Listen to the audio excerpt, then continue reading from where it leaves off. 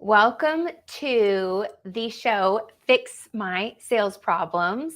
This is Celia Faye Meisel. We go live every Thursday at 11:30 Central. And special announcement this week is that all of these shows are now being put into a private podcast free audio training library where you can actually listen to all of this content uninterrupted at any speed that you want in your favorite podcast player. And so you can go and sign up for the free audio training library private podcast, Fix My Sales Problems, at fixmysalesproblems.com. And sign up and let me know you're in, because you can actually listen to this. I've been going through and listening to these live streams replayed in the podcast player, and what I hear and how I process the information is totally different from watching it on video. And there are a lot of studies and experiments being done with audio right now, and that the engagement is really high with audio and retention is really good. So wanted to share that with you, that you can go to fixmysalesproblems.com and get all of these shows accessed in a free audio training library that you can listen to and implement this content. So welcome to today's topic, where we're talking about sales problems and sales solutions, because who wants to sit and be there in their problems all the time?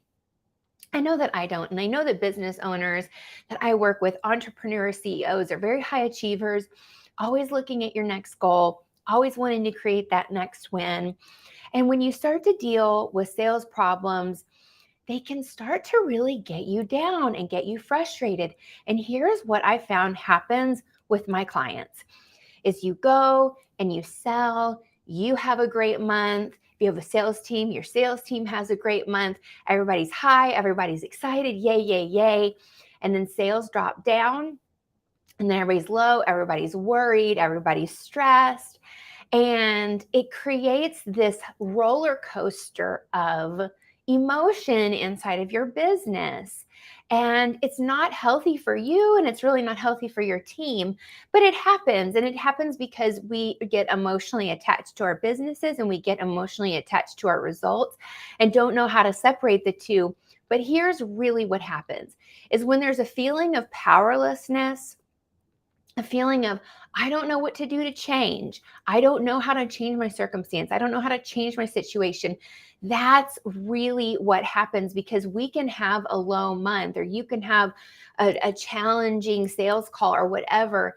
And it's when you don't know how to fix it and you don't know how to change things around, and then it happens again and it happens again and it happens again. And you start to feel like, oh my gosh, like all these problems are taking over and I'm overwhelmed.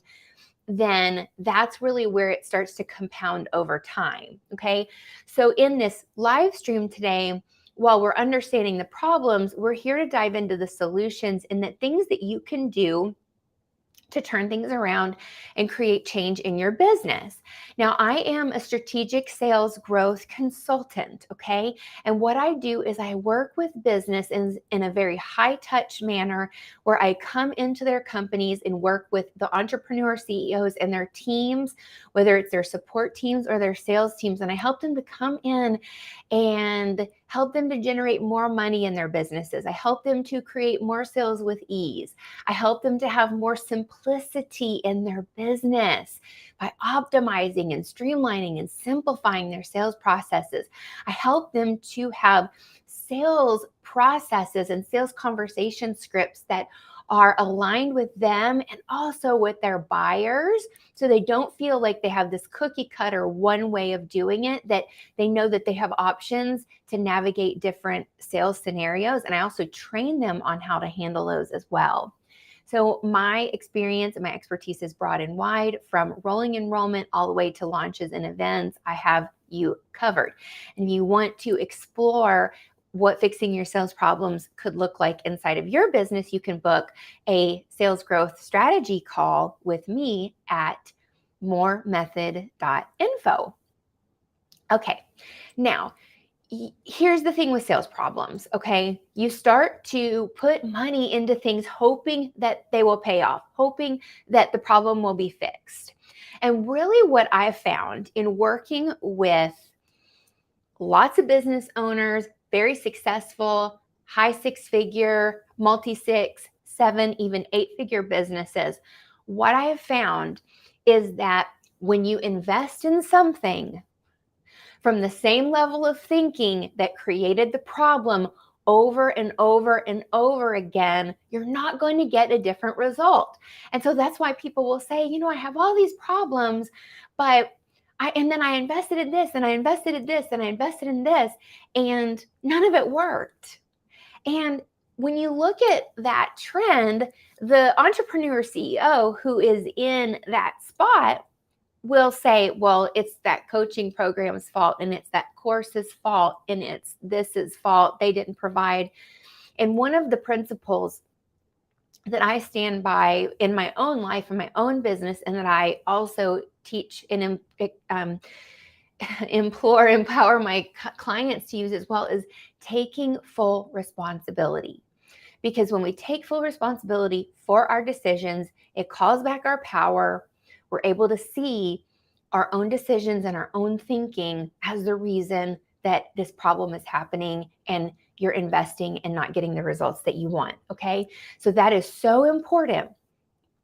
So when you're spinning and you're trying to keep all the plates going at once, really important factors in your sales get overlooked, especially when you're stressed and you're worried. It takes energy away from money making. And what can happen is you could say, okay, well, when I get back to, when I hit that, 200K month or that 300K month, then I'm going to feel good. And then I'm going to feel ready. And then everything's going to be okay. And if you study any sort of mindset kind of work, that you have to be in that state before it's created, right? So it's not like, oh, I'm going to have the 200 or 300K month and that's going to make me feel good. It's like, no, I need to start acting like the person who has the 200 or 300K month. And what that means is, and 200 and 300K months consistently. So what it is that you want to look at your business differently from a very high level. And if you're not a sales expert, and if you don't know how to fix all of these things, and then you're coming into programs where you don't get any individual support, you don't even know if you're asking the right questions or not, or maybe you don't even have a chance to ask a question, it's very hard to shift your thinking. And the other thing too is, as a subject matter expert in your business, you want to be focusing on evolving mastery in that area, not having to go and be a sales expert too. Now, do you want to know enough to be able to scale your company? Of course, absolutely. That's for another live stream and another show, but really thinking about knowing enough to be successful, but not having to be the expert either. But at the core is making decisions from an empowered place. And your contractors that you hire, it's not their job to fix your business for you. It's not their job to fix your sales. Even a sales rep that comes in, their job is to do sales calls and run the sales process. A sales rep is not your sales strategist to help you with your sales growth and your business development. So you really want to be thinking about who you're hiring and what you're expecting of them and how they can actually serve you, and do they have the expertise, okay? So I know that even when you're investing and you're taking action, that the solutions can seem non-existent. And what are some of the solutions that you can use? Okay, now the first thing is, if you need a cash injection, if you want a cash injection or a cash infusion into your business, you want to go into your existing pipeline and look at all of the leads that you have and all of the opportunities, okay, and do an assessment of that. A lot of people, either their sales, they're tracking and their metrics are all over the place, or they have all these leads that are sitting there and they don't know what to say to them, okay? So I always use a very simple formula. The first thing I do is I look at all of the leads that I have, okay? Who are all the leads to follow up with? what is my end goal? Like, where do I want to take them? What action do I want them to do? And maybe there's a couple. Maybe I want to warm them some up that are colder. Maybe I want to get some back on the phone. Maybe I want to close some deals. And so there could be different buckets of the leads. And then I'm going to say, what do I want to say to them? What are my scripts? And so I'll write a couple scripts, and then I'll put it on the calendar and I'll go do it. So it's basically the who, what, and how of sales. And I was teaching the who, what, and how of sales back years ago when I first started being a sales coach with my clients. And so who am I selling to? What am I selling to them? What is the message and how am I selling it? And so you can do that very simple process. I'll say it again. You get your list of all of your leads and you look at, okay, what action step do I want them to take? Where are we going from here? Maybe there's different buckets for all of those leads. And then you want to write custom sales messaging for each of those buckets. And then you actually want to go and put it on your calendar and go take the action and work that list until it's done. And if you have a great message and you're not pushy and hypey in that messaging, you're going to get people that are going to come back and they're going to be interested. I was actually doing some sales follow-up and outreach for a client the other day. And I reached out and I didn't even do a pitch. I didn't even say anything about the offer. I just did more of a, hey, have you found what you're looking for type message? Want to check in? What are your goals for 2023, et cetera, et cetera. And I had people coming back asking me about the offer. Well, tell me about this new offer. So it's really that outreach is also a part of that conversation starter. And don't ever be afraid to follow up. There's so much pressure put on sales reps and business owners, the one call close. And this closer mentality, it really can cripple you in terms of being open to your prospects' process. And if you put so much pressure on the one call close, you could actually lose the deal when you actually could have done a one call close. And that's because your outcome is more about, well, I want to get the sale, I want to get the close, I want to do it now, this is how I'm trained, this is how I think I need to do it. When really it's like, and then, oh my gosh, if they give me any sort of concern or objection, I just have to, like, the call's over, they're not committed, whatever. And the thing is that when you're present with them and you're not thinking about getting their money and you're really thinking about being present for them fully in that conversation, then you can have that awareness and that thinking turned on and be able to actually process through with them any of those concerns that they have in real time, and you're more likely to get a one call close. Okay. So, but that's not always the end game, because sometimes people do need to go move around money, or there's just, circumstances in their life for whatever reason that they can't commit on the call. But you also don't want to pressure them and say, okay, well, then you're not committed, or you don't really want this, or whatever. But as a sales rep and an entrepreneur CEO doing their own sales, you have to know how to navigate those conversations. And that directly impacts your sales conversion rate, because if you are labeling and judging people and you're not really being open and present with them, they're not going to feel safe to open up and fully express what's going on with them to create that bond and that trust between the two of you. And I could go on and on. I could do a whole probably day training on this topic. So those are some things to think about. And I'm just talking right now just about the outreach. So this is your cash strategy, going into your existing pipeline, looking at who's there, deciding what action steps you want them to take, and grouping them by buckets, by action, writing a messaging script, and then getting out there and either emailing, DMing, texting, or calling. And that in alone, depending on how big your list is, that's going to generate some opportunity for you. It's going to generate some conversations and get things going. And this is something that you can do weekly in your business, especially if your calendar isn't full. Get out there and get into conversations with people. That just being really good at follow-up will change the trajectory of your business and how much money you bring in. Now, I'm personally in B2B selling. And so, a one-call close definitely can happen, but sometimes I'm dealing with multiple decision makers, and there's more of a complex selling process to it. And I know how to navigate that and handle that as in my business as a sales expert, but also in B2C, whether it's, it may not be as complex of a selling environment. We're still dealing with people, with real life situations and jobs and families. And so we want to be understanding of that even though there may not be the complexity of the sales process.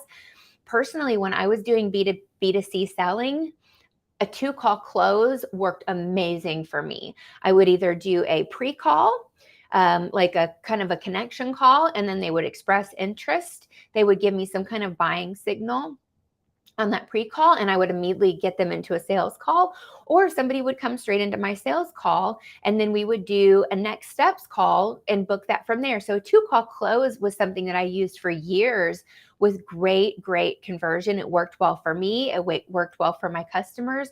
I know other people that will do the same. So know that this whole like 1-call close, if they don't buy now, they're never going to buy. It's a myth. Okay.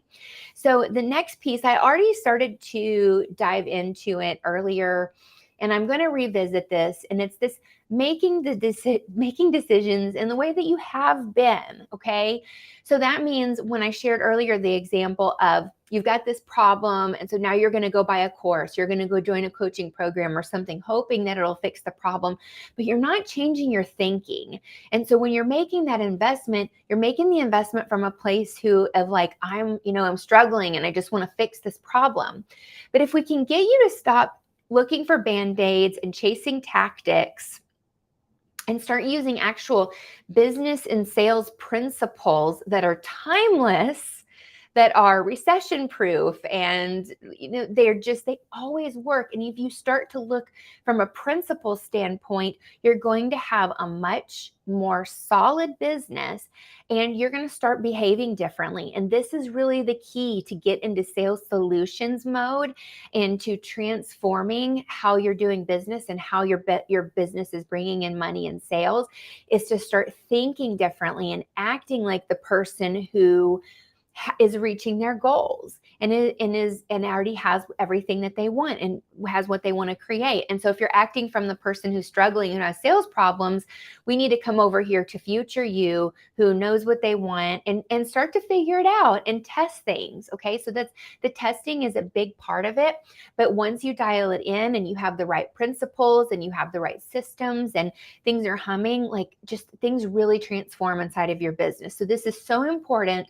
And Einstein, to paraphrase his quote, you can't solve a problem at the level of consciousness that was created. So that means that whatever you've done to create your sales problems, trying to solve that problem from the same level of thinking isn't going to get you a different result. Now, does that mean that you need to go binge self-help books and all of that? I've done that. I've been on that journey. And it was really great. It helped make me feel really good. It didn't help me with my business at all. I needed it. It got me thinking a little bit differently, but ultimately it's direct guidance and support. And so if you are investing in a certain type of course, if you're investing in a certain type of coaching, if you're investing in a certain type of program over and over, and you keep seeing these same results over and over again, and same patterns coming up, it says, you know what? Maybe I should be investing in a different way. And so I want to tell you something, that whatever is showing up for you in the marketplace as your options.